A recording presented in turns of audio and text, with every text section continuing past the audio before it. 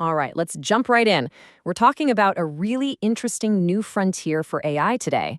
It's about moving beyond just writing emails or making cool pictures and into the super complex world of scientific research. And the model at the center of it all? It's called Intern-S1. We've all seen AI do some pretty amazing things, right? It can generate stunning art, it can write poetry that sounds like it came from a human. It's really mastered these creative domains. But the real question, the one that could be worth trillions, is this. Can AI actually do the hard work of science? Can it discover a new molecule? And to really get why that's such a huge question, we need to first talk about a big problem in the AI world right now. It's something called the science gap. So here's the thing. General AI models are getting crazy smart at an incredible pace. But there's a blind spot, a big one, and that's complex scientific research. They're getting better at math, they're getting better at coding, but you ask them about something like, materials science or deep chemistry, and they kind of hit a wall. This gap is a real issue, especially for the open source community. The researchers behind Intern-S1 put it plainly. The super powerful closed-off models from the giant tech companies are just pulling way, way ahead, leaving the tools that are actually available to most scientists in the dust. And this chart really just says it all, doesn't it? Look at that bar on the left. That shows the amazing progress we're seeing in general AI. But then you look at the bar on the right for science-specific tasks, and it's just so much lower. That difference right there, that is the science gap, and it's a massive roadblock for speeding up research. Okay, so you have this huge gap. How on earth do you fix it? Well, you don't just tweak an old model. You have to build a totally new kind of AI from the ground up. And that's where Intern-S1 comes in. This isn't just another ChatGPT-style model that they threw some science textbooks at. No, this thing was designed from its very core to think like a scientist. And the best part? It's open source, which means its goal is to level the playing field for everyone in the research community. The whole idea behind it is something the creators are calling a specialized generalist. I love that term. Think about it like this. It's like a brilliant scientist who not only has a PhD in, say, chemistry, but also has this incredible broad intelligence that lets them connect ideas from biology, physics, you name it. It's really the best of both worlds. So what makes this AI tick? What's the secret sauce that makes it so different? Well, it really comes down to three key things. First, it was fed an absolutely massive and carefully curated diet of scientific data. Second, it was given a specialized brain and architecture built specifically to understand that data. And third, it was put through this incredibly intense training program like a virtual boot camp for AI scientists. Let's dig into each of these. Okay, first up, the diet. And you've got to see this number. Intern-S1 was trained on over, wait for it, 2.5 trillion tokens of specialized scientific data. I mean, that number is it's staggering. We're talking about a completely unprecedented amount of knowledge, all laser-focused on science. And they didn't get this data by just, scraping Wikipedia. They built sophisticated AI agents to go out and mine the web for high-quality info.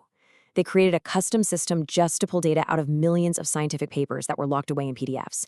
And maybe most importantly, they filtered everything to crank up the concentration of pure science from just 2% in a typical dataset to over 50%. That is a game changer. Now, onto its brain.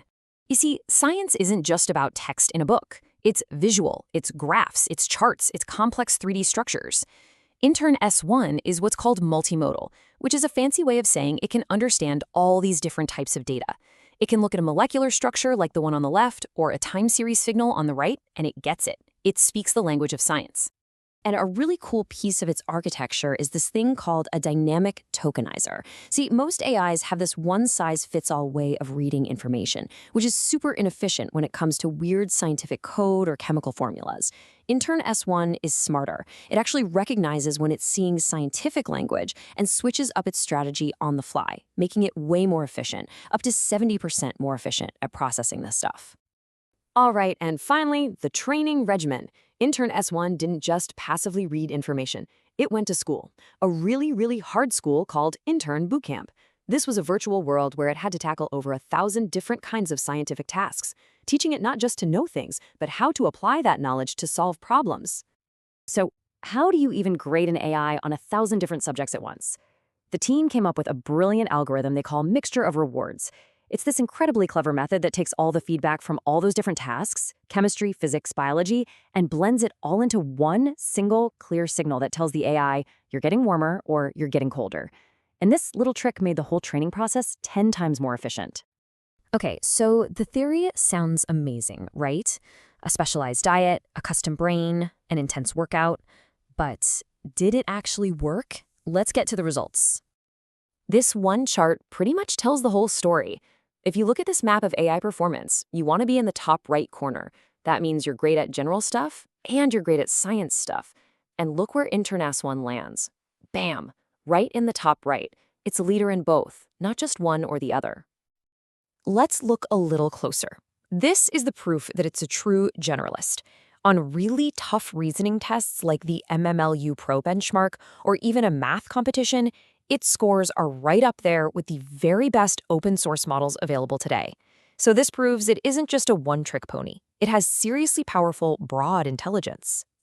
But okay, this is the slide that really got my attention. This is where it gets super exciting. When you put it head-to-head on the really tough scientific benchmarks, we're talking chemistry, material science, physics, Intern-S1 doesn't just hang with the big proprietary models. In some key areas, it flat out beats them. So it's not just closing that science gap we talked about, it's actually setting a whole new bar. So let's step back from the charts and the scores for a second. What does all of this actually mean for the real world? What's the impact?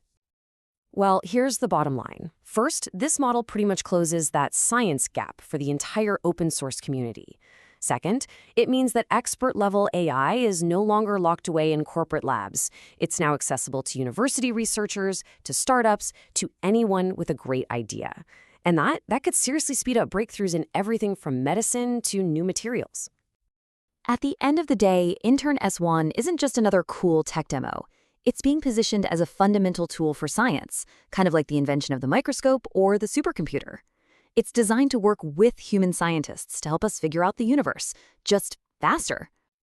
And when you have tools like this becoming available to more and more people, it just makes you wonder, The biggest questions, from curing diseases to designing new ways to fight climate change, they're all on the table. So what do you think? What's the first huge scientific mystery that an AI like this is going to help us crack?